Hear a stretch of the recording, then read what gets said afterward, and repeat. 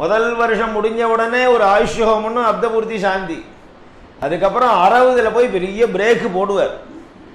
60 சட்சியத்தை பூர்த்தி எதுக்குன்னார், அனலைஸ் பண்ணுடா வாழ்க்கைய. சரி பாதி வந்தாச்சு. 99 rupees காப்பின்னு வச்சிருக்கான் பாருங்க.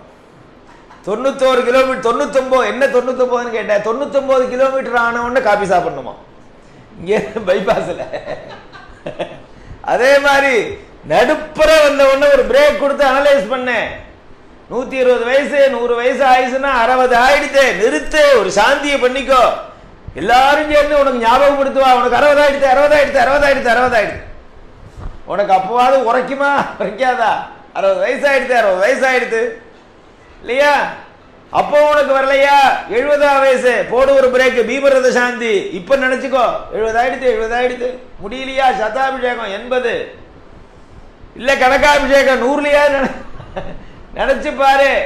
அதனால சிஷ்யம் வந்தா வேதவியாசட்டா அப்பாடான்னு ஓஞ்சி ஒழிச்சார். என்ன சுவாமி சாதிச்சேன்னா, என்னடா அப்படி கேட்குற? மலைமலையா அந்த ரூம் போறாது, ஆசிரமம் பூரா புஸ்தகம் ஓலச்சோட எழுதி ரொப்பி வச்சிருக்கேன். 18 புராணம் இத்தனை விஷயங்கள் எழுதியிருக்கேன். இல்லை யார் படிக்க போறான்னு நினைச்சேன். அவன் கேட்டான், கலியுகம் பிறக்க போறதோ எல்லாம் எழுதி வச்சிடும், நீ கிளம்பிடுவேர் வைகுண்டத்துக்கு. கலியுகத்தை என்ன இல்லை புஸ்தகம் படிச்சுட்டு இருப்பான்னு நினைச்சேடா. நம்ம சாரமாக கொடுக்குற வைதிக ஸ்ரீ படிக்கிறதுக்கே டைம் இல்லை ஒருத்தருக்கோம். அதுவே ஒருத்தர் சொல்லிட்டு போறார். நான் கூட சொன்னேன் 60 பக்கத்தில் வருது, 48 பக்கத்தில் ஆரம்பித்தேன், 52 56ன்னு ஆச்சு, 60 பக்கம். இன்னும் கொஞ்சம் விஷயம் நிறையா இருக்குது, இன்க்ரீஸ் பண்ணலாமோன்னு பருடாயுங்க மாமான்னு சொல்லிட்டு போனார். ஒருத்தரும் படிக்க மாட்டா, இதில் ஒரு அளவு வேணும், அப்போதான் ஸ்ரத்தையாக படிப்பா. நீங்கள் மாதிரியும் வாழ்க்கை உள்ள பிரியத்தினால் 100 பக்கம் 150 பக்கம் தூக்கி போட்டுருவான். சிஷ்யம் கேட்டான், இத்தனையும் பண்ணிட்டேன் எனக்கு புரியல, இத்தனையினுடைய சாரத்தை சொல்லுங்கன்னு கேட்டோம் இல்லையா? சொல்றேனே உட்காருண்ட, இந்த பாரு சாரத்தை சொல்றேன்னு அது ஒரு புஸ்தகமா இருக்கக்கூடாது, அது ஒரு பிரவச்சனமா ஆரம்பிக்கப்படாது. 2 லைன் சுருக்க பட்டு கத்திரிச்சா மாதிரி டக்குன்னு சொல்லணும். சொல்றேன், அஷ்டாதச புராணேஷு வியாசஸ்ய வச்சனத்வயம். 18 புராணத்திலேயே 2 வச்சனம் சொன்னார். என்ன 18 புராண சாரணம் என்ன? மற்றவர்களுக்கு உபகாரமாக வாழ்க்கையை நடத்து, இதுதான் புண்ணியம், இதுதான் தர்மம். மற்றவர்களுக்கு அபகாரம் செய்யாதே, அவ்வளவுதான். பரோபகார புண்ணியாய பாபாய பரபீடனம். உனக்கு புண்ணியம் வரணுமா பாபம் வரணுமா நீயே தீர்மானம் பண்ணிக்கோ. புண்ணியத்தினால சுகம் கிடைக்கும், பாபத்தினால துக்கம் கிடைக்கும். புண்ணியம் வரணும்னா மற்றவர்களுக்கு உதவி செய், ஏதோ ஒரு விதமா உதவிகரமான வாழ்க்கையை நடத்து. மனசனாலேயோ வாக்குனாலேயோ உடலாலேயோ உதவியா இருக்கணும். மற்றவர்களுக்கு அபகாரம் வரணும்னு நினைச்சாக்க, மற்றவர்களுக்கு பீடையை கொடுத்தா பாபம் வரும். பாபாய பரபீடனம், மற்றவர்களை உபதிரவப்படுத்தக்கூடாது. 10 அடி இருக்கு தீர்த்தம், ஒரு டம்ளர் தீர்த்தம் கொண்டால் புறத்தையார சொல்றதும் பீடனம் தான். சொல்லலாமா? உனக்கு தெம்பு இல்லையா, எழுந்துரு போய் எடுத்து குடி. ஜலம் வேணும்னா நீ அவளுக்கு எடுத்து கொடு, சப்ளை பண்ண. ஒரு ராத்திரி தங்கி இருந்தேன், காத்தால எழுந்துன்னு பார்க்குறேன், இந்த மாமா மூசுன்னு சமைக்கிற உள்ள பாலை காய்ச்சி காப்பி போட்டுண்டு எல்லாம் பண்ணிட்டு இருக்காரு. சந்தியானம் தவிர எல்லாம் பண்றாரு அவர். ஜலம் கொண்டு வருது, அது இது எல்லாம் பண்ணிட்டு இருக்காரு. இந்த மாமி என்ன சுகமா இருக்கா, நல்ல ஆரோக்கியமான சரீரம் அந்த மாமி, சின்ன வயசு. நான் நினைச்சேன் அப்புறம் சுலபமா பேசணுமா கேட்டேன், ஏன் மாமா நீங்க போய் இப்படி சிரமப்படுத்துறேன், ஒரு 1/2 மணி லேட்டா காப்பி குடிச்சா என்ன, அவ்வளோ 5 மணிக்கு எழுந்துட்டு பாலை காய்ச்சி குடிக்கணுமா? எனக்கு இல்லை மாமா, மாமிக்கு கொடுக்குறேன். எனக்கு அப்ப ஏதோ எனக்கு விளையாட்டா இருந்தது. அப்புறம் நினைச்சு பார்த்தா இதுதான் புண்ணியம்னு தோன்றது. பரோபகார, நீ சந்தியானத்தை விட்டு காப்பி போடணும்னு நான் சொல்லல இல்லையா, ஆனா மற்றவர்களுக்கு தேவையான உதவிகளை செய்து கொடுக்கறதா புண்ணியம். வியாசர் சொல்ற பரோபகாரா, உடலாலேயோ உள்ளத்தினாலேயோ அவ வேணும்னு கேட்கிற வரைக்கும் எதிர்பார்க்கப்படாது. நன்னா இருக்கும்போதே ஏந்து காப்பியை தலைமாட்டில் நீட்டு, அது பரோபகார புண்ணியம். கவலைப்படாதீங்க, நாளே எல்லாரும் பண்ணிடுவா. பரோபகார புண்ணியாய பாப்பாய பரபீடனம் இல்லையா? மற்றவர்களுக்கு உபதிரவப்படுத்தின்றேரு, இவனுக்கு ஒன்றும் தேவைப்படாது. இருந்தாலும் இவ விரும்பின உட்கார்ந்துருக்காளேன்னு தோணும். எனக்கு வெந்நீரை போட்டு கொண்டா இல்லையா, காப்பியை கொண்டா, டீயை கொண்டா, சூடா கொண்டா, ஏதோ அவளை உபதிரவப்படுத்தணுங்கிறதா நோக்கம். அதுக்காக சில வேலை வாங்குவா. திருவாரூர்ல கும்பாபிஷேகம் நடந்தது. திருவாரூர் தியாகராஜ சுவாமி 4 பேர் நாங்கள் ஜட்டாபாளையம் பண்ணிட்டு இருக்கோம். நாகராஜன் பாடியல்னு ஒருத்தர் ராத்திரி தங்கியிருந்தோம். இந்த பாராயணம் பண்ண நாகராஜன பாடியும் இல்லை, நான் ஒருத்தராத்து தங்கியிருந்தேன்னு சொல்கிறேன், அவரும் இல்லை. ரொம்ப காலம் முன்னாடி நடந்த சமாச்சாரம். கும்பாபிஷேகம் இன்னொரு அரை மணியில் கும்பாபிஷேகம் நடக்க போகிறது. உள்ளுக்குள்ளே பிராகாரத்தில் உட்காந்து பாராயணம் பண்ணிட்டு இருக்கோம். இந்த நாகராஜன பாடிகள்ங்கிறவர்கிட்ட அவர் ஏதோ அபச்சாரப்பட்டு விட்டார், தங்கியிருக்கிற கிரகஸ்தர். அதனால அவரை பழி வாங்கணும்னு இவர் துடிக்கிறார். உடனே அவரும் வீம்புக்கு ஆசாமி, திருவாரூர் ஆசாமியா, அப்படி இவர் என்ன பண்ணார், எனக்கு ரொம்ப தாகமாக இருக்குது, உங்கள் ஆற்றுல போய் வெந்நீர் சூடாக எடுத்துன்னு வாங்கினார் அவரை. நான் அவர் சொன்னார், 12 வருஷத்துக்கு அப்புறம் கும்பாபிஷேகம் நாங்களாம் சிரமப்பட்டு நடத்துகிறோம், 10 நிமிஷம் கும்பாபிஷேகம் ஆகிடும், பார்த்துட்டு போயிட்டு வரேன், எனக்கு இப்போ பிராணம் போய்ட்டு இருக்குது, இந்த க்ஷணம் 5 நிமிஷத்தில் வெந்நீர் கொண்டாங்கிறார் அந்த கழவர். அவர் சொல்கிறார், நான் வெளியில் போயிட்டாக்க மறுபடியும் பாச வச்சுன்னு உள்ளே வர்றது கஷ்டம், கூட்டம் அவ்வளோ ரொம்ப இருக்கு. அவர் என்னமோ பாடாப்படுத்தி வெளியில் அமிச்சார், கும்பாபிஷேகம் ஆகிடுச்சு. அவர் கடைசி வரைக்கும் சொல்லிட்டு இருந்தார், கும்பாபிஷேகம் பார்க்க விட்டாமல் அடிச்சு விட்டார். பாப்பாய பரபீடனம், மற்றவர்களுக்கு உபதிரவம் வரணுங்கிறதுக்காகவே ஒரு வேலையை பண்ணினா அதுதான்டா பாப்போம். பிரம்மிஷ்டா நபிபூயஜ, தட்ச யாகம் பண்ணினா மற்றவர்களை அவமானப்படுத்தணுங்கிறதுக்காகவே யாகம் பண்ணினா புண்ணியம் வருமா?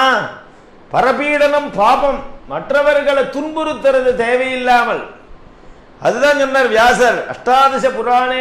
எந்த விதத்திலையும் எல்லாருக்கும் உபகாரமா, உன்னால என்ன உதவி முடிஞ்சதோ பண்ணு, யாரையும் வேலை வாங்காத, சிசுடே நினைக்கவே நினைக்காத, யாருக்கும் யாரும் அடிமை இல்லை, யாருக்கும் யாரும் கட்டுப்பட்டவா இல்லை, உங்க அறித்த நீ பார்த்துக்கோ, முடிஞ்சா மற்றவர்களுக்கும் உதவி செய், உடலால உதவி செய். பரமாச்சாரியால் அதான சொன்னார் இல்லையா? பரமாச்சாரியால் சொல்றார், வாரத்துல ஒரு நாளைக்கு இங்கேருந்து கோஷ்டியா கிளம்பி ஒரு 10 மைல் எல்லாரும் போங்கோ.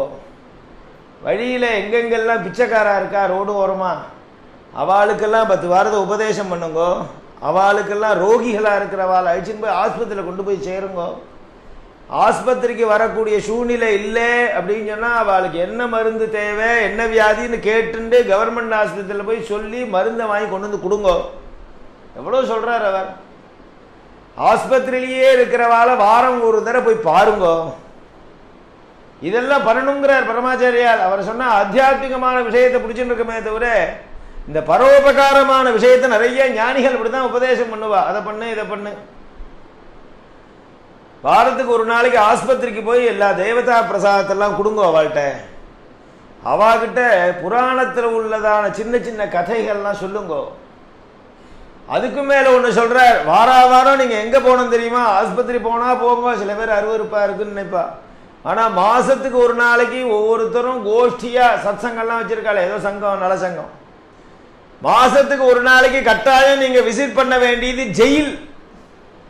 போங்கோங்கிற கைதிகளை போய் பாருங்க, பார்த்து உட்காந்து வச்சு வரலாறெல்லாம் சொல்லுங்க, மகான்களுடைய சரித்திரத்தெல்லாம் சொல்லுங்க, மனசை மாத்துங்க இல்லையா? எவ்வளவு உபகாரத்துக்கு எத்தனை சந்தர்ப்பம் கொட்டி கிடக்கு நமக்கு. மற்றவர்களுக்கு உபகாரம் பண்றதுக்கு நமக்கு சந்தர்ப்பமே வரல, சூழ்நிலையே வரலன்னு சொல்ல முடியாது. கொட்டி கிடக்கு வாய்ப்புகள், பயன்படுத்திக்கணும். அதுதான் சொல்ற பரோபகார புண்ணியாஜ பாபாஜ பரபீடனம். வியாசர்கிட்ட மொத்தம் வந்தான்.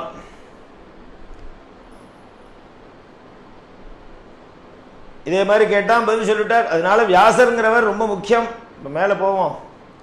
வியாசர் பரியந்தம் புத்திர பரம்பரை, மானசீகமான புத்திரர் பிரம்மா, பிரம்மாவுடைய மானசீகமான 10 புத்திரர்களில் வசிஷ்டர், வசிஷ்டருடைய 100 புத்திரர்களில் சக்தி, சக்தியினுடைய புத்திரர் பராசரர், பராசரர் சத்தியவதி தம்பதிகளுக்கு பிறந்தவர் வியாசர். அது வரைக்கும் புத்திர பரம்பரை. அதுக்கப்புறம் சிஷ்ய பரம்பரை. ஏன்னா வியாசருக்கு அப்புறம் சுகர் வரைக்கும் புத்திர பரம்பரை, சுகாச்சாரியர். அதுக்கப்புறம் அவர் ஞானிகள் சிஷ்யாலே புத்திரஸ்தானத்தில் வந்துடுவா. சிஷ்யாலே புத்திரஸ்தானம். வியாசம் சுகம், வியாசருடைய புத்திரர் சுகர் எல்லாருக்கும் தெரியும். சுகருடைய பெருமைகள், சுகோ முக்தோ வாமதேவோ முக்தா. பிறந்ததுக்கு அப்புறம் ஸ்ரவண மனன நிதித்தியாசனம்ங்கிற சாதனத்தை அனுஷ்டானம் பண்ணி பிரம்ம விசாரம் பண்ணி அஜ்ஞானம் விலகி ஞான வைராக்கிய சம்பன்னனா இருந்து ஞானத்தை சம்பாதிச்சு ஞானியாக போறதுங்கிறது கிரமமுக்தி. ஆனா ஞானியா போனதுக்கு அப்புறம்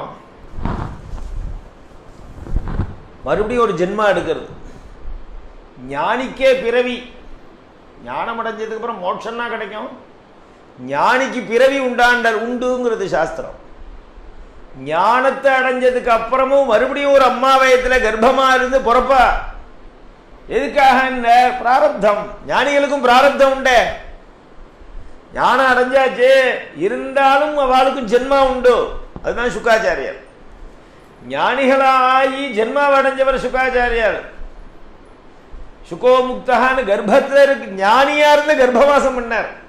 அஜ்ஞானியா இருந்து அம்மாவனுடைய கர்ப்பவாசம் பண்ணல, ஞானியாவே இருந்து கர்ப்பத்திலேயே வசிச்சார் சுக்காச்சாரியார். பிறந்ததுலேருந்து அப்படியே இருந்தார். அவருடைய பிதா தான் வேதவியாசர். இவனுக்கு வழக்கப்படி வேதாத்தியனம் பண்ணி உபநயன சம்ஸ்காரங்கள் நடத்தி வச்சு வேதாத்தியனம் பண்ணி வச்சோம்னு நினைச்சார். இந்த குழந்தை பிறந்ததுலேருந்து ஜடம் மாதிரியே இருக்கு.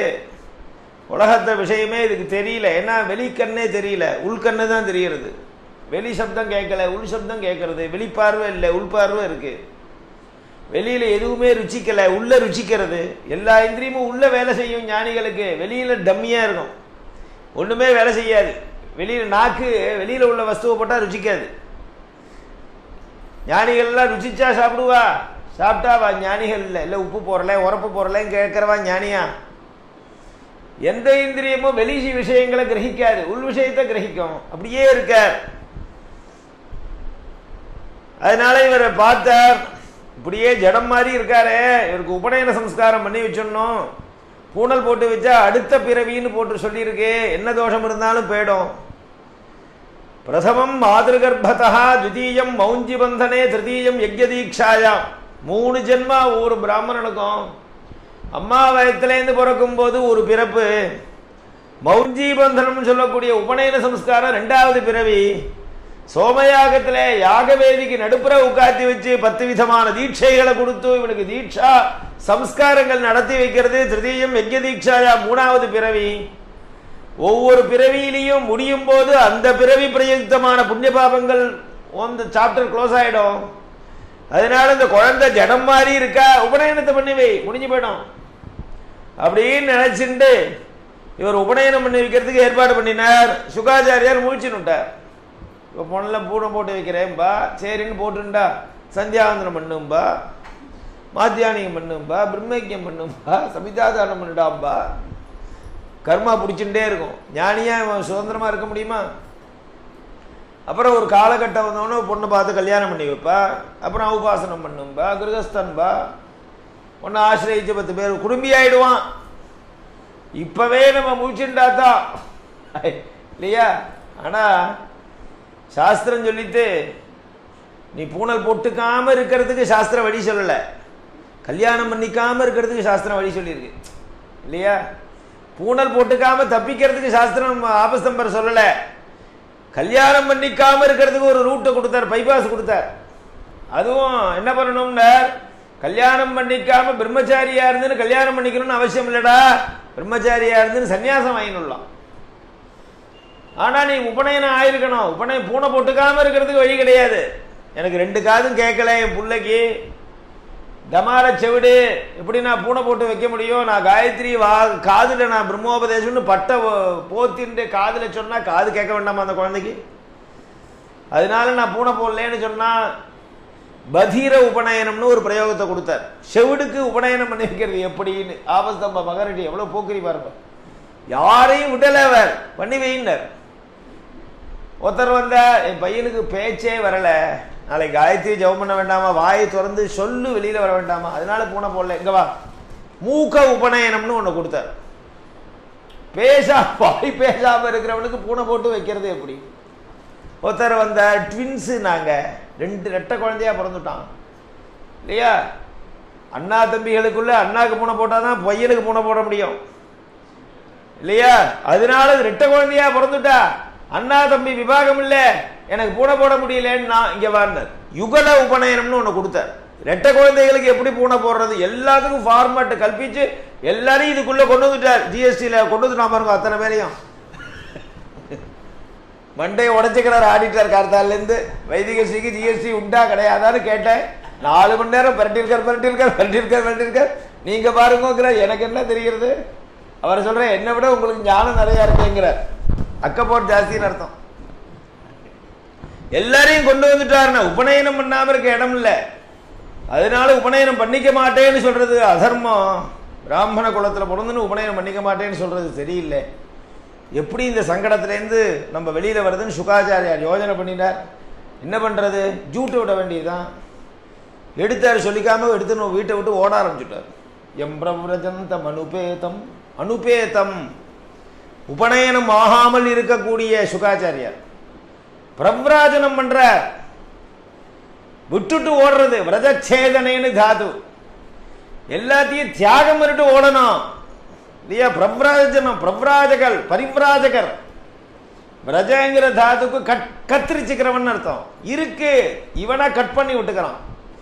இருக்கிற தொடர்பு பூரா இவன் புத்திபூர்வமா கட் பண்ணி விட்டுறவனுக்கு பிரவ்ராஜகன்னு பேரு. பரிவ்ராஜகாச்சாரியார் சொல்றமே, பரமஹம்ச பரிவ்ராஜகர்.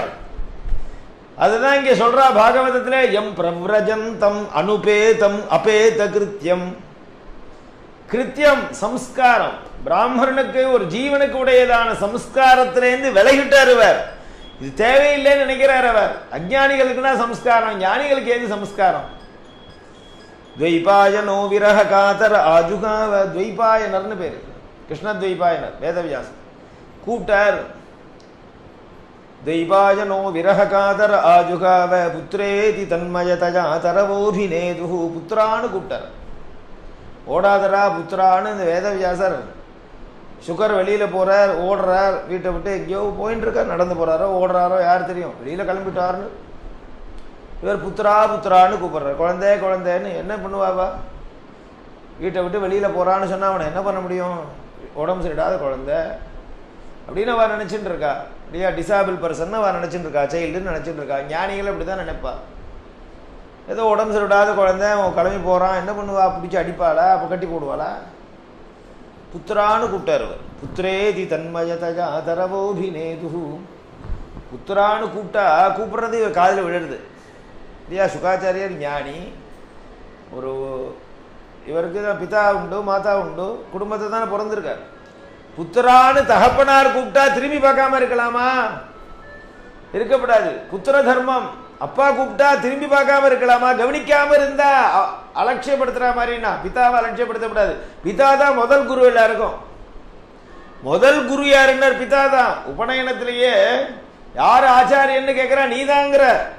பையன் கேட்கிறான், யார் ஆச்சாரியன்? எனக்கு, நான் தான்டா ஆச்சாரியன். அவ அப்பாவே சொல்லிக்கிறான், நான் தான் உனக்கு முன்ன போட்டு வைக்கிறேன், நான் தான் ஆச்சாரியன். அடுத்தாப்புல அக்னி பகவான் ஆச்சாரியன் சொல்லிட்டு போறான். அதனால சுகாச்சாரியார் பாடு சங்கடமா போயிடுத்து. புத்திரான்னு கூப்பிட்ட உடனே திரும்பி பார்த்தா, திரும்பி பார்க்காம இருந்தா தர்மசாஸ்திர உல்லங்கனம் பண்ண தோஷம். திரும்பி பார்த்துட்டா என்ன ஆகும்னா, அவர் சொல்லக்கூடிய இந்த புத்திரத்துவங்கிற ஒரு உறவை ஏத்துண்டதாயிடும். ஞானிகளுக்கு பிதா புத்திரன்கிற உறவெல்லாம் உண்டா? புத்திரான்னு ஒருத்த கூப்பிட்டு திரும்பி பார்த்துட்டா இல்லையா. பல பேர் உட்கார்ந்துருக்கா, ஏதோ ஒரு தோஷயுக்தமான ஒரு வார்த்தையை ஒருத்தர் சொன்னா ஒருத்தர் திரும்பி பார்த்தா அந்த தோஷம் அவர் பண்ணியிருக்காருன்னு அர்த்தம் இல்லையா. எல்லாரும் உட்கார்ந்துருக்கான், ஏ மூடான்னு கூப்பிட்டா என்ன ஏதோ ஒரு வார்த்தை சொல்லுங்களேன். ஹே மூடான்னு கூப்பிடுறான், முட்டாள்னு ஏதோ ஏதோ ஒன்று கூப்பிடுறான். உடனே ஒருத்தர் திரும்பி பார்க்கறான். அந்த வார்த்தைக்கான பொருளே தான் ஏத்துன்றதா அர்த்தம். அதே மாதிரி புத்திரான்னு கூப்பிட்ட உடனே திரும்பி இவர் பார்த்துட்டாருன்னா என்னன்னு ஏத்துன்றதா அர்த்தம். பார்க்கலைன்னா தர்மசாஸ்திர விரோதம். என்ன பண்றதுன்னு தெரியல. புத்திரேதி தன்மயதயா தரவோபிநேது. சில பேர்கள்லாம் நேரடியா பேச்சுவார்த்தைக்கு பதில் சொல்ல மாட்டா, இன்னொருத்தர் மூலமா சொல்லுவார்.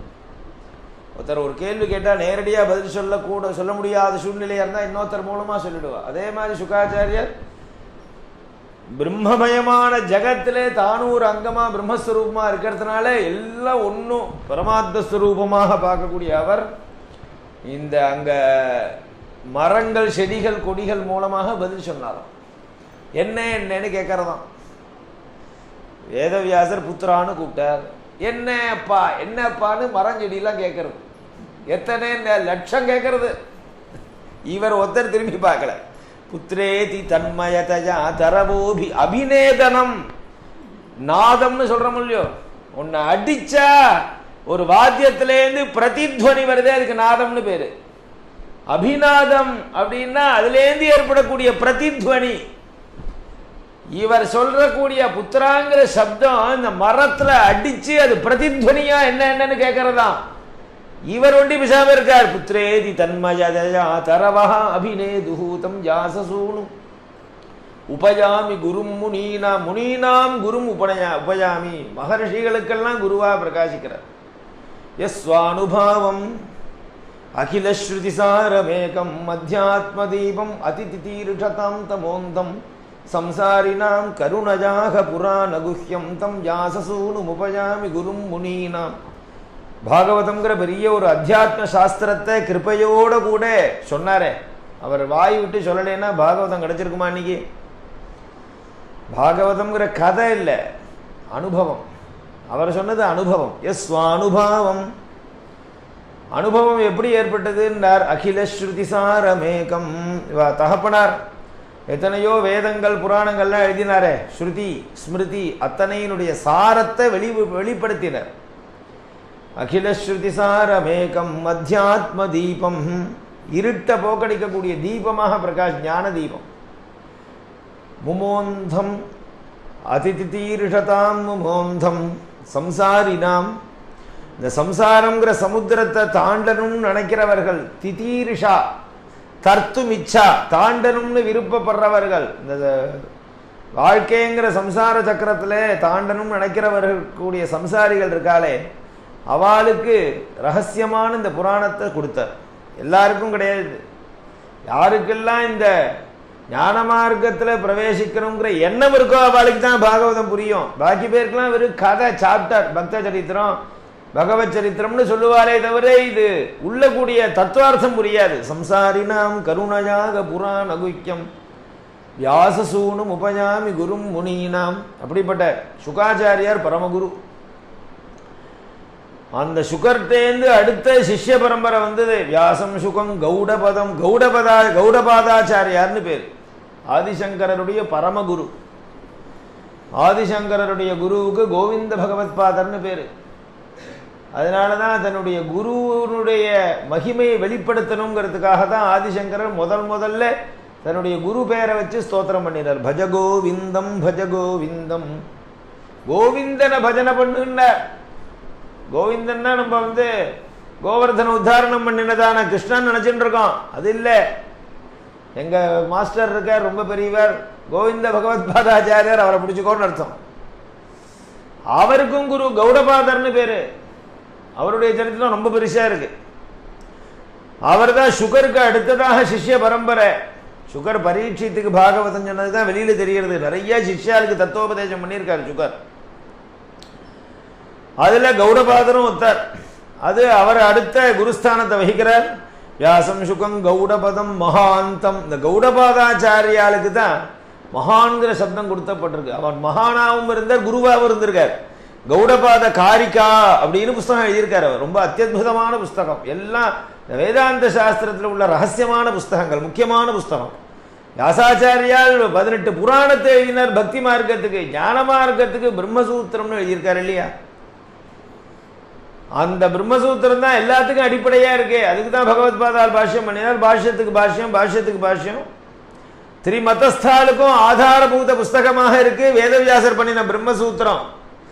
ராமானுஜாச்சாரியாரும் வியாசருடைய புஸ்தகத்துக்கு தான் வியாக்கியானம் பண்ணினார். மத்வாச்சாரியாரும் வியாக்கியானம் பண்ணி இல்லையா?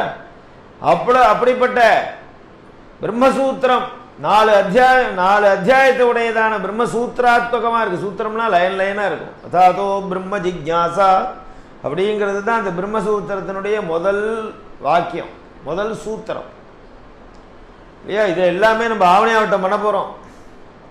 இந்த வருஷம் ஆவணியாவட்டம் ரொம்ப ஃபேமஸ் ஆயிடுச்சு. இன்டர்நேஷனல் ஃபேமஸ் ஆயிடுச்சு இல்லையா? அதனால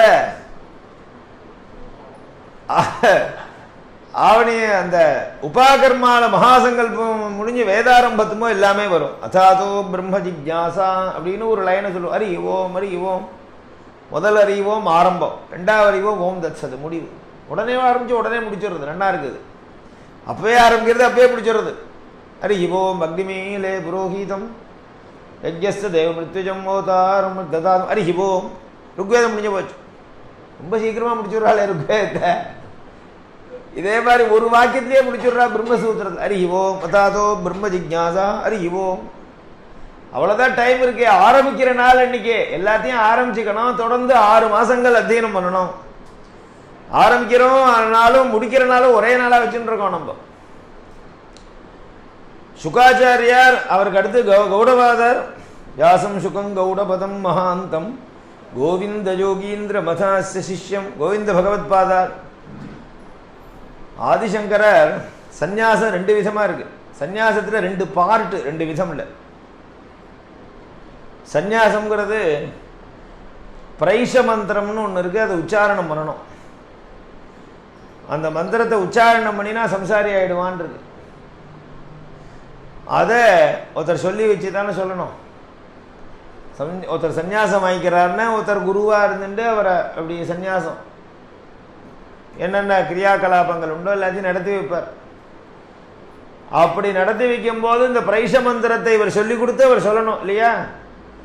அது கூட நேரடியாக இவர் சொல்லி அவர் சொல்லும் பொழுது யார் சொல்றாரோ அவர் சன்னியாசி ஆயிடுவாருங்கிறதுக்கு மாதிரி யார் சொல்லி கொடுக்கிறாரோ அவளும் சன்னியாசியா போயிடுவா. அதுக்காக தர்ம சங்கடத்துக்காக அவ என்ன பண்ணுவா, 4 பேர் உட்கார்ந்துப்பா. 4 பேரோ 5 பேரோ ஒரு வாக்கியம் தான் அது.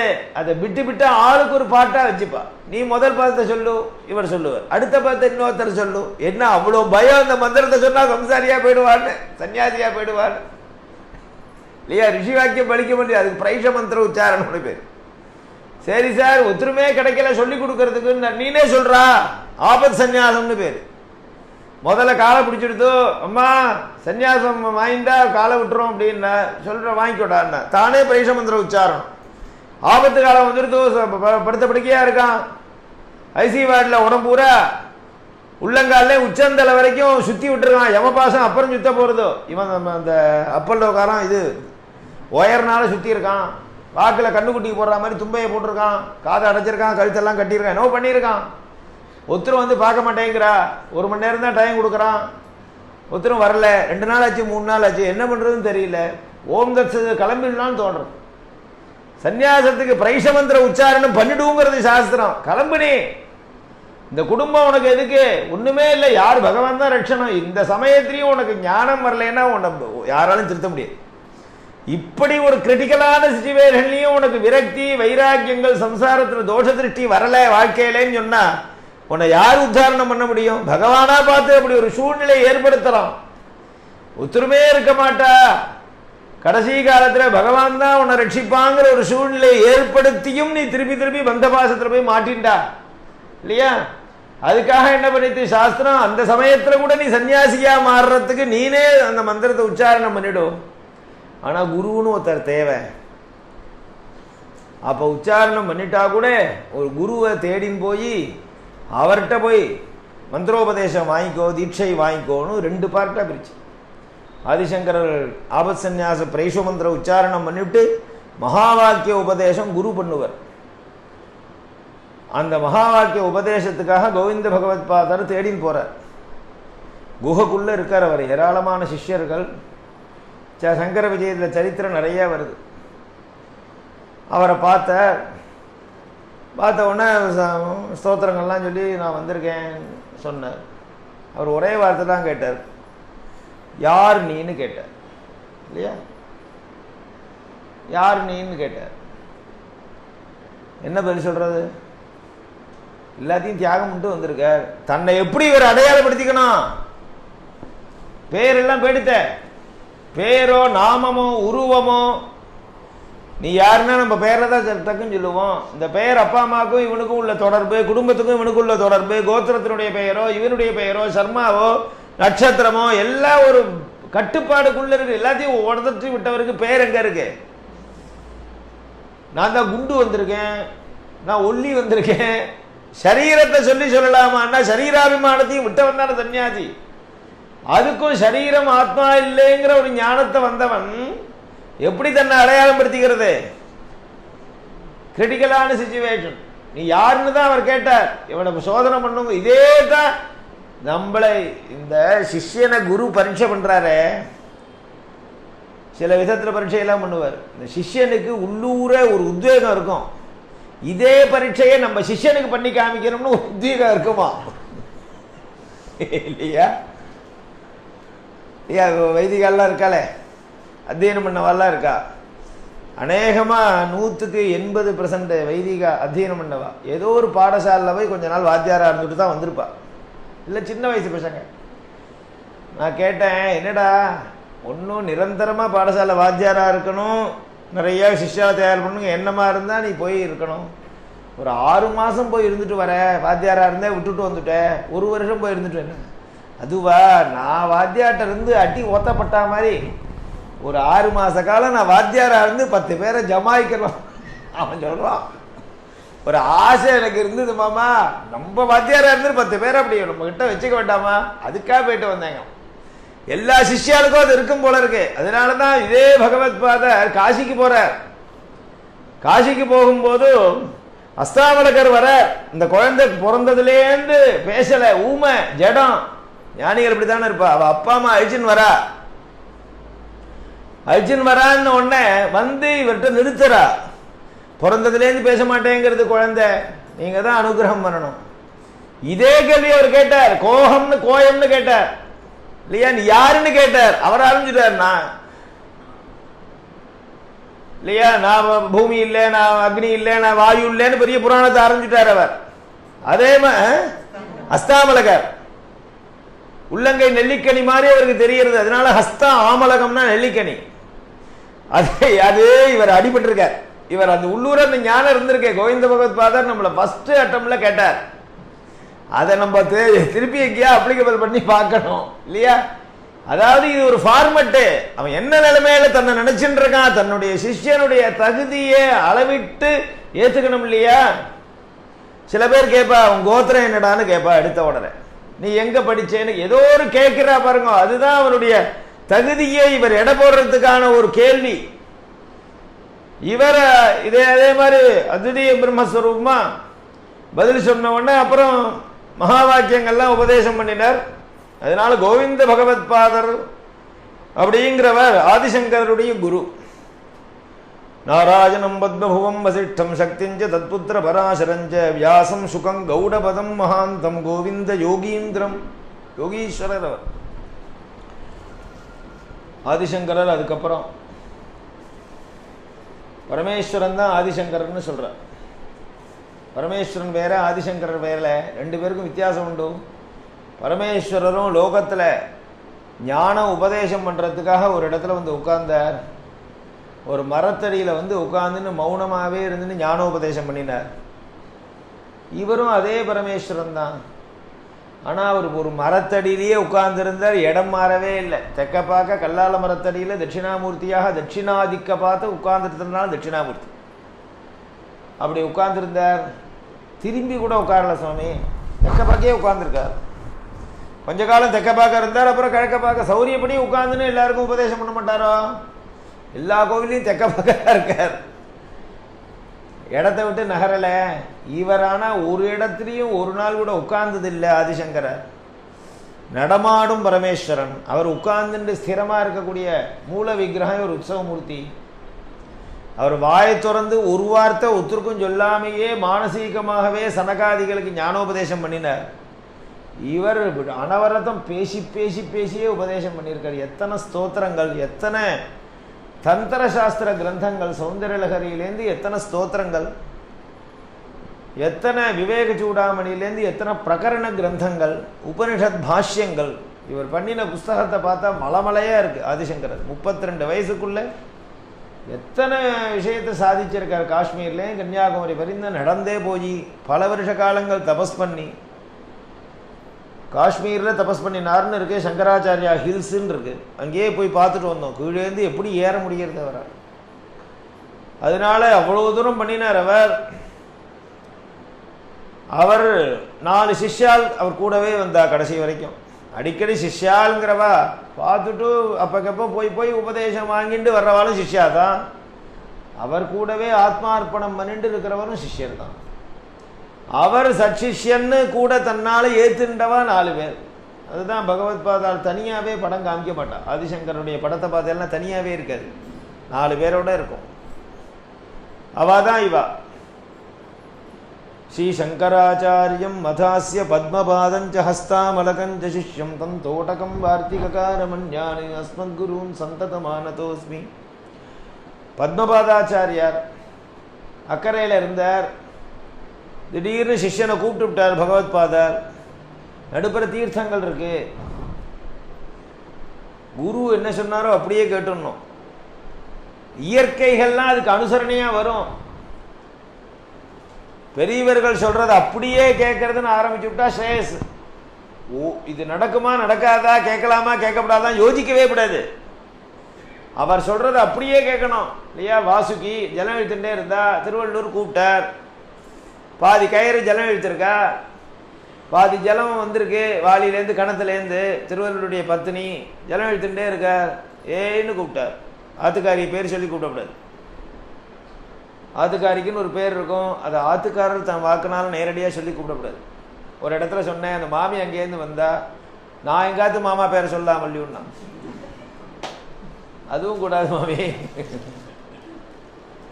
ஜேஷ்டாபத்திய கலத்திரையோகோ ஆத்மநாம ஸ்வன ஆத்மநாம குரோர் நாம, தன்னுடைய பெயரை தானே சொல்லிக்க கூடாது அப்படிங்கிறது தன்னுடைய சர்மாவுக்காக வச்ச ரகசிய பெயரை சொல்லாதேன்னு அர்த்தம்.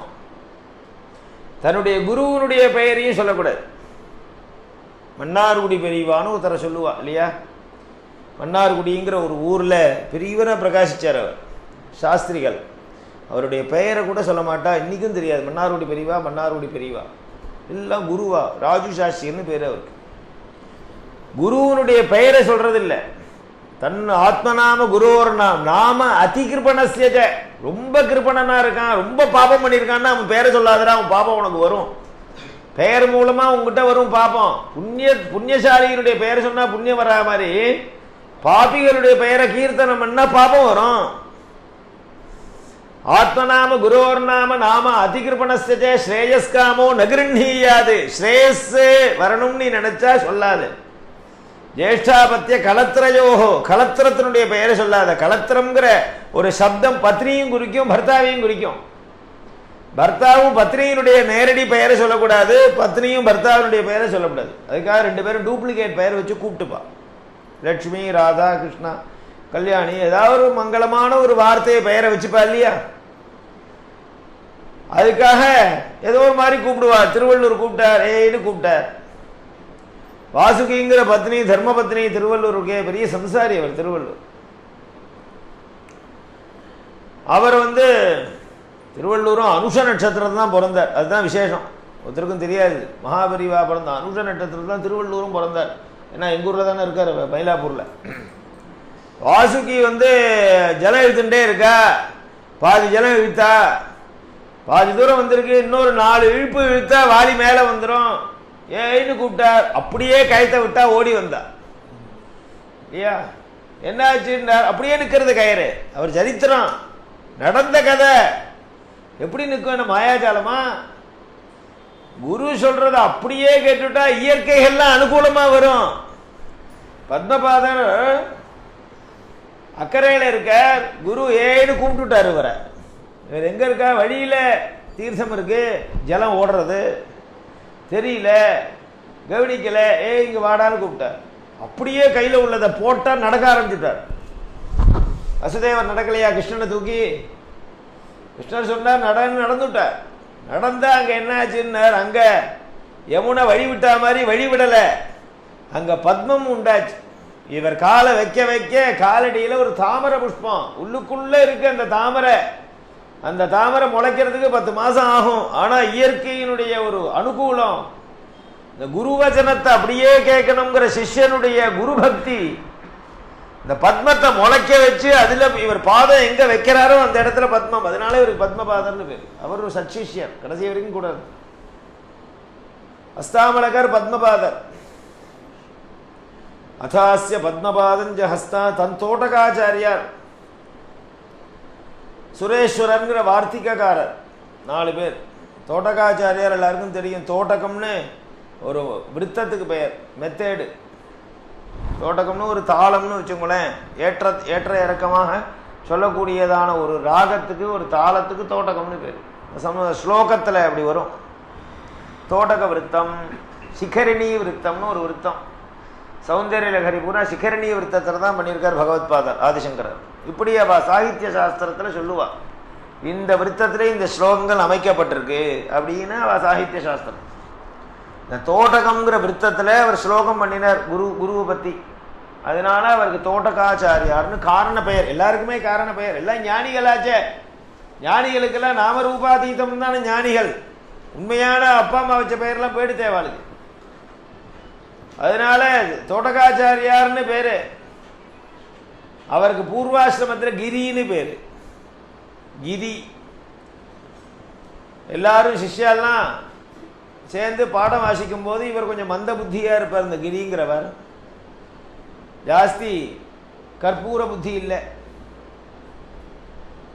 சொன்ன உடனே பிடிச்சிக்கக்கூடிய சாமர்த்தியம் இல்லை, ஆனால் குரு பக்தி உண்டு. அப்படியே கேட்டுட்டே இருப்பார், பிரம்மமேன்னு இருப்பார். ஒரு நாளைக்கு பாடங்கள் சொல்றார், ஆரம்பிக்கிறதுக்கு பகவத்பாத ஆதிசங்கர பாடம் சொல்றார். பாடம் ஆரம்பிக்கிறதுக்கு கொஞ்சம் தாமசமாறுது. ஏன் தாமசமாறுது? கிரி வரல. கூட இருக்கிறவாள்லாம் நினைச்சுக்கிறா, இந்த கிரிக்காக போய் டயத்தை வேஸ்ட் பண்றாரு. இதுக்கு சொல்றது ஒண்ணுதான், ஜடத்துக்கு சவுத்துக்கு பாடம் சொல்றது ஒண்ணுதான். ஐயா சொன்னா இதா புரிஞ்சுக்கணும், அவனுக்காக 10 நிமிஷம் வெயிட் பண்ணணும், அடாடா விட்டு போயிடுவோமே நினைக்கணும், நம்ம வெயிட் பண்ணணும் உச்சிதம். ஐயா இன்னைக்கு நம்ம கூட வேத கிளாஸ் நடத்துறோம். காலத்தால் அந்த ஸ்ரீகாந்தன் இருக்கார், மாமி எல்லாம் அழிச்சுன்னு வந்தார். நமஸ்காரம் பண்ணிட்டு, மாமா இன்னைக்கு பாடம் விட்டு போயிடுதே, எனக்கு சந்தோஷம் சொல்லுமான்ட்டார். தனியாக சந்தோஷம் இல்லையா? அதே மாதிரி விட்டு போயிடுத்தா அவளுக்கு நஷ்டம்னு இருக்கக்கூடிய சிஷ்யனுக்காக குரு தாமசிக்கலாம். ஆனா ஒண்ணுமே தெரியல, அவன் இருந்தாலும் ஒண்ணுதான் இல்லாட்டாலும் ஒண்ணுதான் அப்படிங்கிற நிலைமையில இவளுக்கு தாமசிக்கிறாளேன்னு மனசுக்குள்ள நினைச்சுண்டா. மனசு தெரியுமில்ல பகவத்பாதாளுக்கு. அதனால இவாளுக்கெல்லாம் கிரியினுடைய பெருமைகளை வெளிப்படுத்தணும்னு இங்கேருந்தே மானசீகமா தீட்சை கொடுத்து ஞானத்தை கொடுத்துட்டார் இல்லையா? தீட்சைகள்ல பல பிரகாரம் உண்டு. மானசீக தீட்சை, கையால தொட்டா ஸ்பரிச தீட்சை, கண்ணால பார்த்தா சற்று தீட்சை, மனசுனால அனுகிரகம் பண்ணினா மானசீகமான தீட்சை. அதனால இங்கேருந்து அனுகிரகம் பண்ணிவிட்ட உடனே அந்த தோட்டகம்ங்கிற ஒரு விருத்தத்துல ஸ்லோகங்கள் சொல்லிட்டே வர்றார் அவர். அந்த ஸ்லோகம் தான் எல்லாருக்கும் தெரியும். காத்தால கூட ஆத்துல அந்த ஸ்லோகம் சொல்லி நமஸ்காரம் பண்ணோம் இல்லையா? விதிதா அகில சாஸ்திர சுதா ஜலதே மகிதோபனிஷத் கதிதார்த்தநிதே ஹிருதயே கலயே விமலம் சரணம் பவ சங்கர தேசிகமே சரணம். சங்கர தேசிகா, தேசிகர்னா ஆச்சாரியன்னு அர்த்தம். தேசிகா அப்படின்னா ஆச்சாரியன். சங்கராச்சாரியான்னு கூப்பிடுற மாதிரி சங்கர தேசிகா மே சரணம், நான் உன்னை சரணம் அடையிறேன். பவ சங்கர தேசிகமே சரணம். நீங்க எப்படி இருக்கேன்னு தெரியுமா? விதித அகில சாஸ்திர சுதா ஜலதே. ஜலதினா சமுத்திரம். எல்லா சாஸ்திரம், ஒவ்வொரு சாஸ்திரமும் ஒவ்வொரு ஜலமாக இருக்கு, ஒவ்வொரு நதியாக இருக்கு. எல்லா நதிகளும் வந்து கலக்கக்கூடியதான சமுத்திரம் மாதிரி எல்லா சாஸ்திரம்ங்கிற நதிகளும் கலந்ததான சமுத்திரமாக நீங்க பிரகாசிக்கிறேன். அகில சாஸ்திர சுதா ஜலதே. எல்லாம் தெரியும் உங்களுக்கு. விதிதா அகில சாஸ்திர சுதா ஜலதே கதிதார்த்த நிதே. உபனிஷத்து தத்துவங்களை பூரா பாஷ்யங்கள் மூலமா வெளிப்படுத்தியிருக்கேன். உங்களுடைய விமலமான சரணம், விமலம்னா சுத்தம், சுத்தமான சரணத்தை ஹிருதயத்துல தியானம் பண்றேன். ஹிருதயே கலையே, கலையே தியானிக்கிறேன், ஹிருதயத்துல வச்சு பூஜிக்கிறேன். என்னத்தை? விமலம் சரணம். குரு சரணத்துக்கு தான் விசேஷம், குருவனுடைய பாதுக விசேஷம். சரணம் பவித்ரம் விததம் புராணம் இல்லையா? உபனிஷத் சொல்றது பவித்திரமான சரணமா குரு. அதனாலதான் மகாபரிவாள்கிட்ட மகாபரிவா படத்தை வச்சு பூஜை பண்றவா சில பேர், விக்கிரகத்தை வச்சு பூஜை பண்றா. இப்போ அபிஷேகம் என்ன பண்றா? சரணத்தை மட்டும் வச்சு பூஜை பண்றவா இருக்கா, பாதுகைகளை வச்சு. அதுக்கு பலம் ஜாஸ்தி. குருபா வந்தே குருபதத்வந்தம் அவாங் மனச கோச்சரம். குருபதத்வந்தம், குருவனுடைய சரணம் விசேஷம். அதனால இவர் பண்ணினது குரு அஷ்டகம் இல்லை, குரு சரணாஷ்டகம். ஒவ்வொரு ஹிருதயே கலயே விமலம் சரணம், விமலமான சரணம். பவசங்கர தேசிகமே சரணம். கடைசி ஸ்லோகத்துல சொல்றார், விதிதான மயா விஷதைக கலா ஏக கலாபி விதிதான மயா. எத்தனையோ கலைகள் இருக்கு, 64 கலைன்னு சொல்றா, 32 கலைன்னு சொல்றா, நூற்றுக்கணக்கான கலைகள்னு சொல்றா, வித்தியைகள் இருக்கு, படிப்பு இருக்கு. ஏதாவது ஒன்னாவது என்னுடைய வாழ்க்கையில தெரிஞ்சுட்டு இருக்கேனா முழுசான்னு கேட்டா ஒண்ணு கூட தெரிஞ்சுக்கலையே, மகாமூடனா இருக்கேன். ஏக கலாபி ந விதிதா. ஒரு கலைகள் ஒரு வித்தையாவது முழுசா எனக்கு தெரியறதா? அதுல கொஞ்சம் இதுல கொஞ்சம் இதுல கொஞ்சம் இல்லையா? எதை தெரிஞ்சுட்டு இருக்கோம் நம்ம? ஒண்ணுமே தெரிஞ்சுக்கலையே. பவபூதி சொன்னா அழகா, நான் கொஞ்சம் தெரிஞ்சின்ற உடனே என்னுடைய காலகட்டம் அப்படி உண்டு. கொஞ்சமா படிக்க ஆரம்பிச்சு அந்த வித்தைகள்ல கொஞ்சம் தான் தெரிஞ்சுட்டேன். புருட சுத்தம் தெரிஞ்ச பக்கம் தான் தெரியும். வேதம் பூரா அத்தியனம் பண்ணிட்டா ஒரு அகங்கார திமிரு எனக்கு இருந்தது. வேதம் பூரா அத்தியனம் பண்ணது, அந்த கலை பூரா அத்தியனம் பண்ண உடனே அடாடா எனக்கு ஒண்ணுமே தெரியாதுங்கிற ஞானம் வந்துட்டு தோணும். அத சொல்றாரு, வேற ஒரு கலை கூட எனக்கு தெரியலையே. குருட்ட அப்படி இருக்கணும், ஒன்னும் தெரியாதுன்னு சொல்லணும், வினயத்தை பிரகடீகரணம் பண்ணமே தவிர அகங்காரத்தை காமிப்பியா? விதிதான மஜா விசதைக கலா ஏக கலாபி விஷதான விதிதா. விஸ்தாரமாக விரிவாக முழுமையாக நான் தெரிஞ்சுக்கல. விதிதான மஜா விஷத் ந கிஞ்சன காஞ்சன மஸ்தி குரு. என்கிட்ட என்ன இருக்கு? கிஞ்சன நாஸ்தி, கொஞ்சம் கூட இல்லை. எத்கிஞ்சன சொல்றேன் பாருங்க, கிஞ்சன கொஞ்சம் கூட இல்லையே, ஒண்ணுமே இல்லையே என்கிட்ட. கிஞ்சன காஞ்சன மஸ்தி குரு. அதனால என்ன என்ன ஒண்ணுமே இல்லை என்கிட்ட. நீங்க தான் கிருபா பண்ணணும். முடிவு அங்க. துருதமேவ விதேஹி கிருபாம் சஹஜாம். சகஜமான கிருபை. கிருபைங்கிறது நீங்க தனியா வரவழைச்சுக்க வேண்டாம், உங்க கூடவே பிறந்தது, உங்கள்கிட்டயே இருக்கு. சகஜமான சுபாவம். உங்களை ஆசிரியக்கிறவனுக்கு கிருபை பண்றதுங்கிறது உங்களுடைய சகஜம், உங்களுடைய சுபாவ குணம். சுபாவ குணமா இருக்கக்கூடிய கிருபையே விதேகி, எங்கிட்ட அனுகிரகம் பண்ணுங்க. என்னைக்கும் எனக்கு அனுகிரகம் பண்ண போறேன், அதை இப்பவே பண்ணுங்க. துருதமேவ, சீக்கிரம் பண்ணுங்க. துருதமேவ விதேஹி கிருபாம் சஹஜாம் பவ சங்கர தேசிகமே சரணம். 8 ஸ்லோகம், அற்புதமான ஸ்லோகம். தோட்டகாச்சாரியார் பண்ண ஸ்லோகம். அவர் சிஷ்யர். அடுத்தது வார்த்திகம்னு சுரேஸ்வராச்சாரியார், அவளுடைய சந்நிதியில் நம்ம காஞ்சி மடத்தில் இருக்கு. போனா தரிசனம் பண்ணிட்டு வரணும். சுரேஸ்வரரை பார்த்து பிரதட்ச நமஸ்காரம் பண்ணிட்டு வரணும். அவளுக்குன்னு தனி விக்கிரக ஸ்தாபனம் பண்ணி கர்ப்பகிரகம் அமைச்சு சின்ன ஒரு மண்டபம் கட்டி பூஜை பண்றா நம்ம காஞ்சி மடத்துல சுரேஸ்வருடைய சந்நிதி.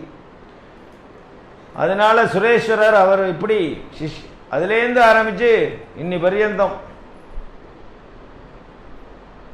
ஹஸ்தாமலகஞ்ச சிஷ்யம் தந்தோடகம் சதாசிவ சமாரம்பாம் சங்கராச்சாரிய மத்தியமாம் அஸ்மதாச்சாரிய பரியந்தாம். இன்னி பரியந்தம் ஆச்சாரிய பரம்பரை வருது. அது வைஷ்ணவாச்சாரியனோ சைவாச்சாரியரோ ஏதோ ஒரு சாக்தாச்சாரியனோ ஏதோ ஒரு வைதிகாச்சாரியனோ ஏதோ ஒரு ஆச்சாரிய பரம்பரை வந்துட்டு இருக்கு.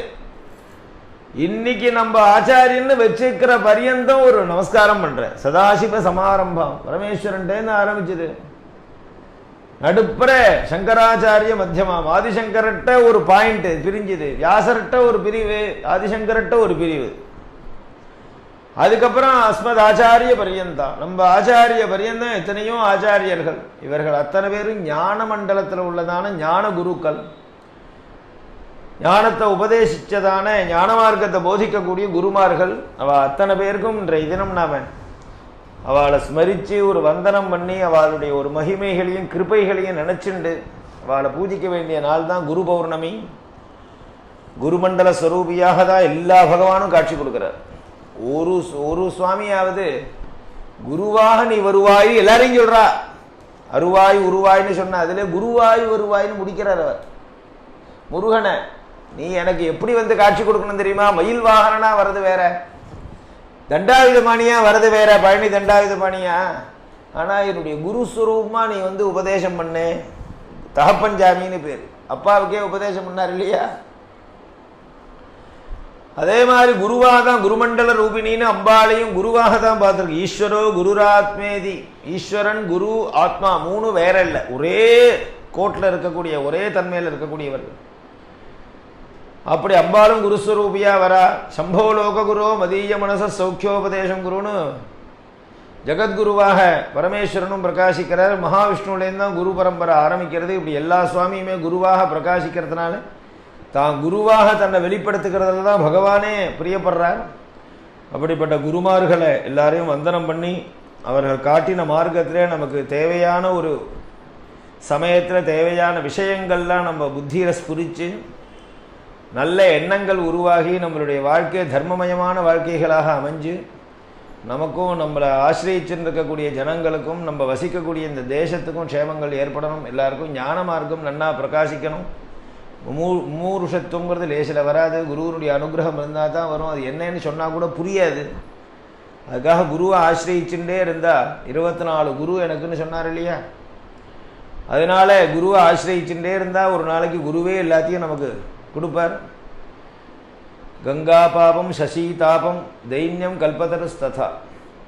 கங்கை பாபத்தை போக்கும், சந்திரன் தாபத்தை போக்கும், கல்பத்தரு தைன்யத்தை போக்கும். குருவானவர் பாபம் தாபஞ்ச தைன்யஞ்ச. பாபத்தையும் குரு ஆசிரியிச்சா பாபத்தையும் போக்குவார் குரு. மனசில் உள்ள தாபங்களையும் போக்கடிச்சு மனசிருப்தியை சந்தோஷத்தை கொடுப்பார். தைன்யத்தையும் போக்கடிப்பார். ஒரு பூர்ணத்துவத்தை கொடுப்பார், குறையெல்லாம் நிவர்த்தி பண்ணி. அப்படிங்கிறதுனால எல்லாரும் குருவனுடைய ஆசிரியத்தை அடைஞ்சு நல்ல குரு கிடைக்கிறதுக்கும் பகவான் தான் அனுகிரகம் வரணும். நல்ல சத்குருவை ஆசிரியிச்சு சர்வ ஸ்ரேயசையும் அடையிறதுக்கு பகவானே நமக்கு வழியை காமிக்கணும். இந்த குரு பூர்ணிமா புண்ணிய காலத்தில் இந்த குருவனுடைய பிரபாவத்தை கேட்ட அத்தனை பேருடைய குடும்பத்திலையும் க்ஷேமங்கள் நிறையா ஏற்படணும். மனசில் ஒரு பூர்ணத்துவம், காமக்ரோதங்கள்லாம் விலகி ஞான வைராக்கிய சம்பன்னர்களாக இவர்கள் பிரகாசித்து ஐகிகமாக இருக்கக்கூடிய சர்வவிதமான போகபோக்கியத்தையும் அனுபவித்து ஆமுஷ்மிகமான பிரம்மசுகத்தையும் அடையிறதுக்கு பகவான் அனுகிரகம் பண்ணட்டும் அப்படின்னு பிரார்த்திச்சுக்கிறோம். சுஸ்தி பிரஜாபிய பரிபாலகிந்தாம் நியாயேன மார்கேன மகிம் மகீஷா. கோப்ராஹ்மணேभ्यः शुभमस्तु नित्यं लोकाः समस्ताः सुखिनो भवन्तु. काले वर्षतु पर्जन्यः पृथिवी सस्यशालिनी. देशोऽयं क्षोभरहितो ब्राह्मणाः सन्तु निर्भयाः. अपुत्राः पुत्रिणः सन्तु पुत्रिणः सन्तु पौत्रिणः.